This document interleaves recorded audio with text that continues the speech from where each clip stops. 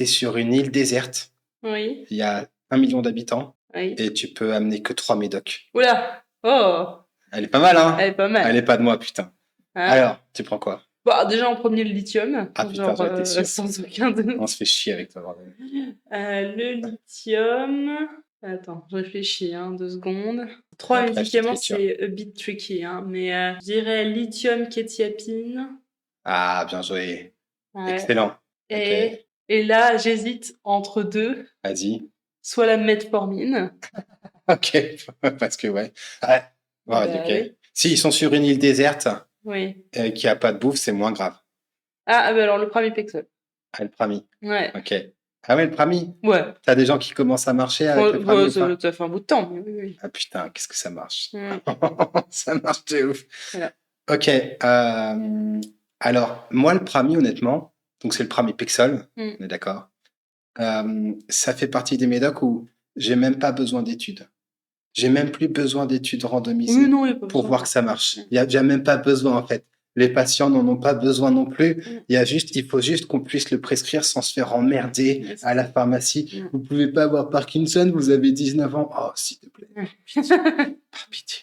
Il y en a qui disent ça. Il y en a qui disent ça. Alors, je ne résiste pas à commenter sur le fait que il y a certains pharmaciens, mais pas tous, certains pharmaciens ne clignent pas des yeux, ne haussent pas le sourcil quand ils te revendent de la gelée de groseille à mettre sous les aisselles tous les jours impair, puis à mettre entre les dents pour avoir les cheveux un peu plus soyeux. On est Ou d'accord? autre exemple récent, à te donner du kétoprophène pendant 2 semaines alors que tu as du lithium sur l'ordonnance. Voilà, donc le kétoprophène augmente les concentrations plasmatiques de lithium parce qu'il diminue son excrétion. Et donc, il y a certains pharmaciens, ça les dérange pas de faire les épiciers en te revendant n'importe quoi. Mais par contre, quand il s'agit de se mettre à jour, il n'y a plus personne. Alors évidemment, tout le monde n'est pas comme ça. Il y a des nuances, mais bon, il y en a quand même qui se foutent un peu de la gueule du monde. On est d'accord. Donc ça marche nickel, le pramipexole. C'est dopaminergique. Hein, c'est bien dopaminergique. Les inhibiteurs de la monoamine oxydase Et du marchent coup, toi, tu nickel. prenais les 3 mêmes médicaments? Non, moi, jamais de la vie. Moi, je prends le lithium, parce que je peux pas partir sans lithium. Si jamais j'y suis, il me faut de la kétia, parce que j'ai besoin de kétia aussi.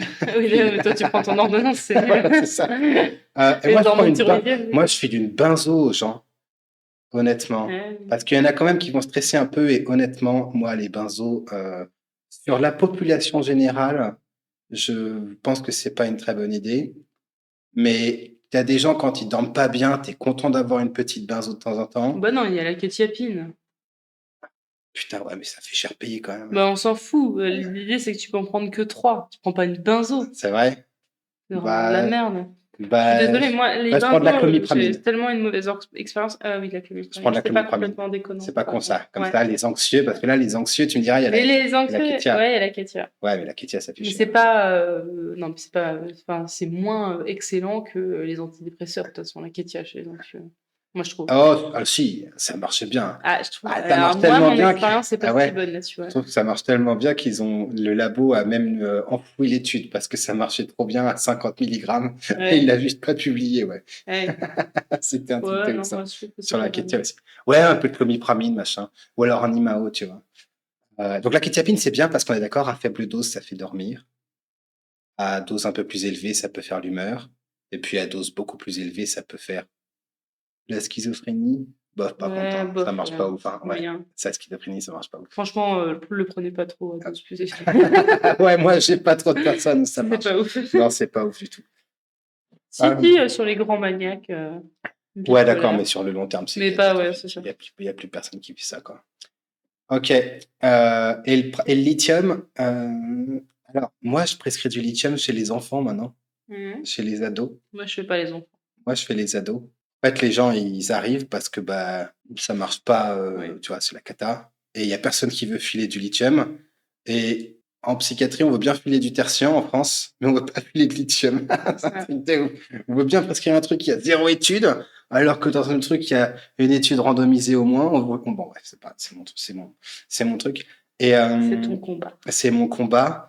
Et moi, le souci avec le lithium, c'est les reins. Ah bah ça. Je suis bien au clair sur les études scientifiques qui montrent qu'il n'y a pas de souci. Oui, les stats sont plutôt rassurantes. Les stats sont rassurantes, mais en pratique, je trouve que On a de la perte de fonction. On a un petit peu de diminution De la clairance, de la créatinine. de la clairance, de la créate, là. Donc, la créatinine, c'est un dérivé, un détritus, un déchet issu du catabolisme musculaire, sauf erreur de ma part. Et du coup, moins le rein marche, plus il y en a. Et moi, je trouve que les patients stressent un peu parce que tu peux sortir toutes les études que tu montres aux patients, du monde aux patients quand ils voient que le truc a diminué de 20% en 3 mois.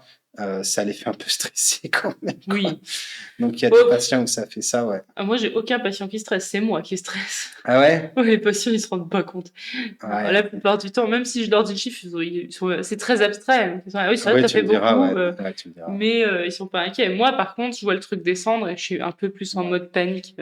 Alors souvent, les chiffres qu'on donne, c'est sur l'insuffisance rénale, voire parfois la dialyse et l'insuffisance rénale terminale. Si tu regardes sur les diminutions de clairance, c'est plus fréquent quand même, clairement. Comment ça, plus fréquent que? Que l'insuffisance rénale terminale, tu vois. Si tu regardes juste les patients qui perdent 20% de clairance lorsqu'ils sont sous lithium pendant X années, oui, tu veux dire, il y en a beaucoup plus. Alors, en fait, forcément. là ceux qui mettent le lithium en avant font la petite tournure, le petit twist oui, mais de non, présenter les cas ils extrêmes. ont raison, parce que la diminution de clairance en soi, elle n'est pas forcément problématique, quoi. Ce qui est problématique, c'est à la fin. Ça, le néphro, je pense que le néphro te dira peut-être, c'est pas si clair. Les néphros, c'est les plus détendus sur le sujet. Ouais. T'es là, t'as une clairance à 30, ils sont ah non, c'est bon, ça va, on a de la marge. Ouais, c'est bon. Non, franchement, ça va. Non, je comprends que tu te réfères surtout aux insuffisances rénales terminales, quoi, Ok. la dialyse. Alors, autre question. Est-ce que tu mens aux patients sur les effets secondaires? Moi, non. Ah ouais, tu leur présentes tous les effets secondaires possibles. C'est pas mentir, ça, mais non. C'est mentir par omission. Bah oui, mais ça, c'est pas possible. Tu peux pas faire 1 heure de consulte à chaque fois juste On est pour lire d'accord. la liste des effets secondaires. On est d'accord. Hein. Et si tu le faisais, je pense que tu aurais 0% des gens qui prendraient le médoc. En plus, ouais, mais par contre, moi, je suis assez honnête sur les effets indésirables. Alors, à mon avis, on est tous obligés un peu de mentir dans le sens où on peut pas faire la liste de tous les effets possibles. Mais non, mais ça, c'est pas mentir. D'accord. Okay. Il y a des patients qui viennent te dire après, ce que tu vois, oui, on m'a pas prévenu que ça pouvait faire ça. Oui. Et en fait, tu peux pas prévenir de tout, c'est pas possible. Oui, bien sûr, mais personne t'accuse de mentir à ce moment-là. Non, mais il y a des gens qui disent, il faudrait que tout le monde soit prévenu des différents effets secondaires, etc. Mais c'est pour ça que ça existe les notices des médicaments. Hein. Le problème, c'est que les notices, elles sont nulles à chier. Ah bah oui, je suis d'accord, mais ça, c'est pas notre faute. Non, c'est pas notre faute, mais c'est nous qui avons le patient en face, tu vois. Oui. Ils sont en train de refaire les notices, on est d'accord? Oui. Et ils ont mis lithium comme antipsychotique, je crois. Enfin, de toute façon, les patients en mois d'expérience se confinent rarement à la notice. En général, ils vont taper lithium effet indésirable sur Internet. Ils vont aller dans des blogs. Ils vont regarder des témoignages de patients. Avec ChatGPT. Donc, en général, ils sortent surtout des effets indésirables qui n'existent pas. Comment ça? Enfin, qui n'existent pas, non. Qui sont pas les plus fréquents, quoi. Le plus souvent étant la sédation et la prise de poids. Alors que c'est clairement pas ce qu'il y a de plus fréquent avec le lithium. Non, mais alors, t'as quand même des gens qui prennent un poids de dingue. Oui, je suis d'accord. Moi, j'en ai qui prennent un poids de malade. Hein. Il n'y a que le lithium. C'est rare, je sais pas ce que tu définis par rare, mais franchement... moi, dans ma patientèle, c'est rare les prises de poids sous lithium. Moi, j'en ai quand même un petit peu. Mais quand j'en ai, par contre, c'est massif. Des fois, c'est massif. Ouais. Des fois, c'est massif.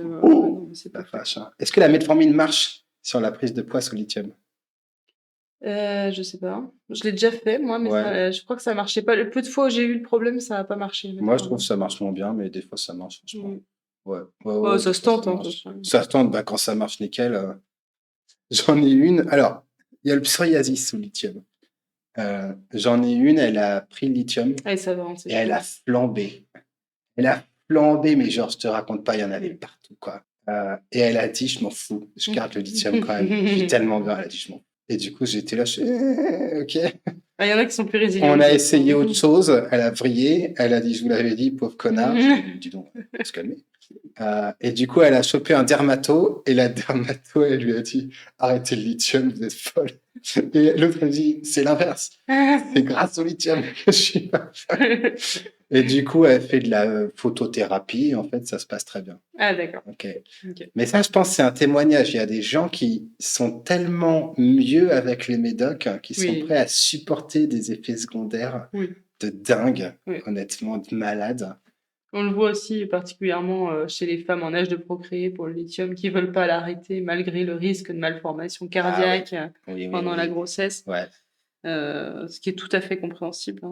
Alors, cela dit, personne ne s'offusque là-dedans, mais c'est vrai que on voit à quel point c'est efficace, quoi. Je sais même pas si elles ont le choix, honnêtement, ces femmes, parce que si elles les femmes stables sous lithium qui arrêtent le lithium, c'est une catastrophe. Pendant la grossesse, c'est une catastrophe, on est d'accord. Le risque de rechute. Après, on dit pas qu'il faut le faire ou pas. Hein, non, mais c'est les femmes qui décident. Hein. Voilà, c'est ça. De toute façon, moi, je donne les stats. Hein. Franchement, après, les gens, ils sont grands, ils décident. Hein. Ça.